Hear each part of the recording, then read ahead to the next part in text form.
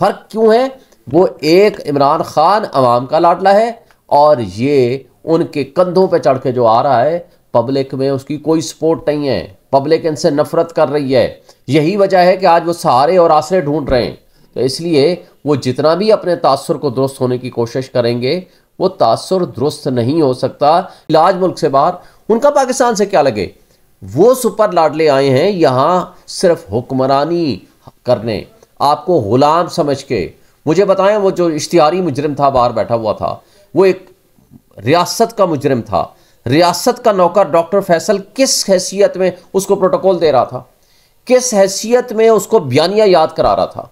फिर यहाँ जब आता है इस्लामाबाद एयरपोर्ट पे, स्टेट गेस्ट का दर्जा किसने दिया है? कौन यहाँ से सारा अमले चले जाते हैं वहाँ बायोमेट्रिक वेरिफिकेशन कराने के लिए। जो एक टैग लगा है सर जी, लाडला और सुपर लाडला का, तो सर ये नून लीग वाले बड़ा इसको मुस्तरद करने की कोशिश भी करते हैं और वो बहुत दफ़ा जो है ना ये चीज़ को कहते हैं कि ये हम लाडले नहीं है, लाडला जो है वो जेल में बैठा हुआ है। तो सर आप उनके इस बयान को किस तनाजुर में से देखते हैं? इमरान खान बिल्कुल लाडला है, लेकिन वो अवाम का, पब्लिक का। आज जितने ये डरपूक उससे डरते हैं, वो किसी अदालत में उसको नहीं लाने को तैयार, वो वहाँ से इलेक्शन कमीशन को के पास लाने को तैयार नहीं, वो सुप्रीम कोर्ट में लाने को तैयार नहीं। इतने डरते हैं कि ताकि कौम, पब्लिक उनकी एक झलक देख के 3 मिनट के अंदर अंदर 3 सहाफ़ी गए हैं अंदर मिलने के लिए। उनका पिछले 1.5 साल का पूरा बयानिया ख़त्म हो गया है। लोग सारे इमरान खान के साथ खड़े हुए हैं।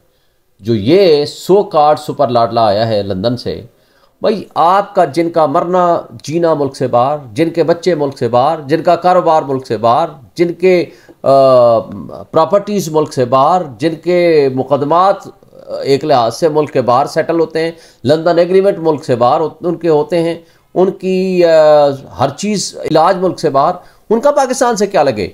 वो सुपर लाडले आए हैं यहाँ सिर्फ हुक्मरानी करने, आपको गुलाम समझ के।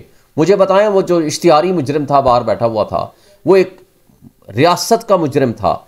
रियासत का नौकर डॉक्टर फैसल किस हैसियत में उसको प्रोटोकॉल दे रहा था, किस हैसियत में उसको बयानिया याद करा रहा था। फिर यहाँ जब आता है इस्लामाबाद एयरपोर्ट पे, स्टेट गेस्ट का दर्जा किसने दिया है? कौन यहाँ से सारा अमले चले जाते हैं वहाँ बायोमेट्रिक वेरिफिकेशन कराने के लिए। उसके मद्दे मुकाबिल 9 मई को इमरान खान बायोमेट्रिक वेरिफिकेशन अदालत के अंदर कर रहा है।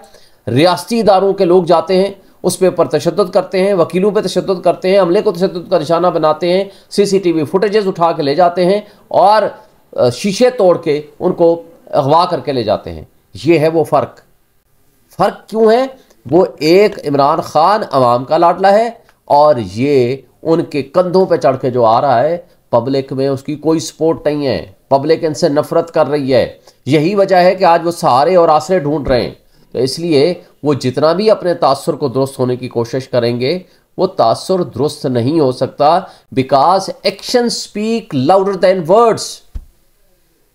अच्छा सर, एक तो ये बता दें कि जो आपके रहनुमा हैं जो छुपे हुए हैं, जो छोड़ गए हैं, वो तो क्लियर है कि उनको तो टिकट नहीं मिलेगा, लेकिन जो छुपे हुए हैं वो कब ग्राउंड पर आएंगे? और दूसरे नंबर पर जो टिकटों का ऐलान है वो कब किया जाएगा? क्योंकि इलेक्शन जो है वो 8 फरवरी को आपने देखा है कि इलेक्शन वजारत ख़जाना की जानिब से 17 अरब रुपए जारी किए जा चुके हैं और जस्टिस इजाजुल हसन साहब ने भी पूछा है, लेकिन उन्होंने कहा कि 8 फरवरी को इलेक्शन होंगे और माहौल भी नज़र आ रहा है इलेक्शन का। लेकिन बाकी जो जमातें हैं वो जलसे कर रही हैं, टिकटें दे रही हैं, उनका जो रहनुमा है वो ग्राउंड पे है, लेकिन वर्कर, एक अलग बात है कि वर्कर नहीं है उनके पास, लेकिन आपका वर्कर जो है वो बेताब है, लेकिन आपके जो रहनुमा है वो ग्राउंड पे नहीं है। पहली बात तो यह है कि हमारे कुछ लोग जेलों में पड़े हुए हैं, कुछ लोग अंडरग्राउंड हैं, लेकिन जो इंतखाबात के हवाले से तैयारी है वो हमारी मुकम्मल है।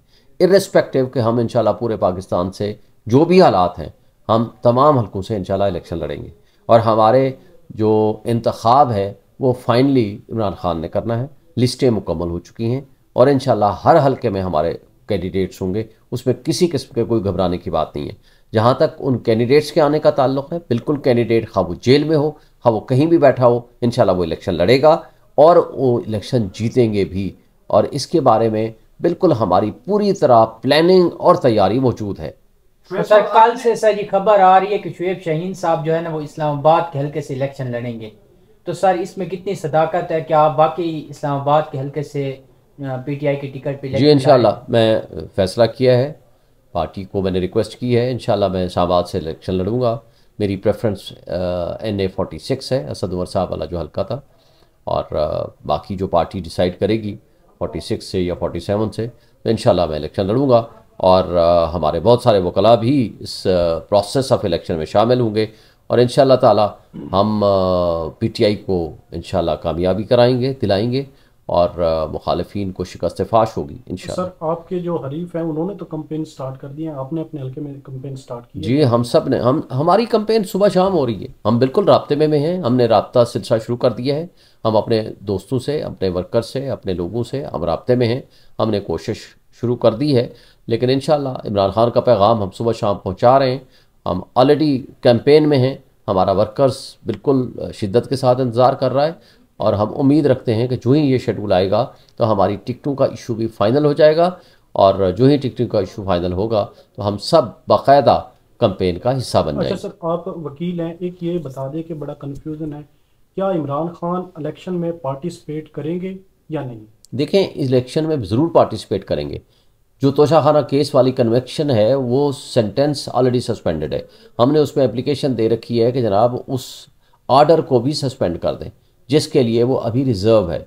हम होप रखते हैं कि वो जल्दी फैसला हो जाएगा, और इलेक्शन से पहले पहले वो बिल्कुल उसमें किसी किस्म का उनके खिलाफ कोई और इस तरह का मुकदमा नहीं है, या कोई और रास्ते में रुकावट नहीं है कि वो इलेक्शन ना लड़ सकें। मैं होपफुल हूँ कि इंशाल्लाह वो इलेक्शन सर जी एक क्वेश्चन आ रहा था कि नवाज शरीफ का जो है ना इलेक्शन में शामिल होना, सर क्या वो इलेक्शन लड़ सकेंगे? क्योंकि नहीं, उनको इस वक्त तक नाअहल नहीं लड़ सकते, क्योंकि सुप्रीम कोर्ट उनको ताहयात नाअहल कर चुकी है while interpreting the constitution provision article 62(1)(f।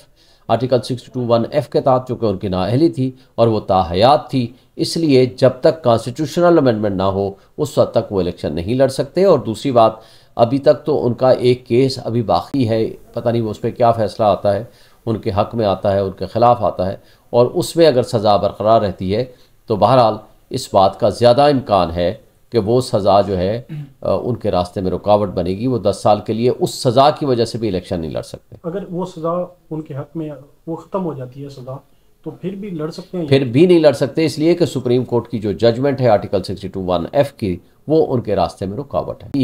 पता नहीं वो उस पर क्या फ़ैसला आता है, उनके हक़ में आता है, उनके ख़िलाफ़ आता है, और उसमें अगर सज़ा बरकरार रहती है तो बहरहाल इस बात का ज़्यादा इम्कान है कि वो सज़ा जो है उनके रास्ते में रुकावट बनेगी। वो 10 साल के लिए उस सज़ा की वजह से भी इलेक्शन नहीं लड़ सकते। अगर वो सज़ा उनके हक में वो ख़त्म हो जाती है सज़ा, तो फिर भी लड़ सकते हैं? फिर भी नहीं लड़ सकते, इसलिए कि सुप्रीम कोर्ट की जो जजमेंट है आर्टिकल 62(1)(f की, वो उनके रास्ते में रुकावट है।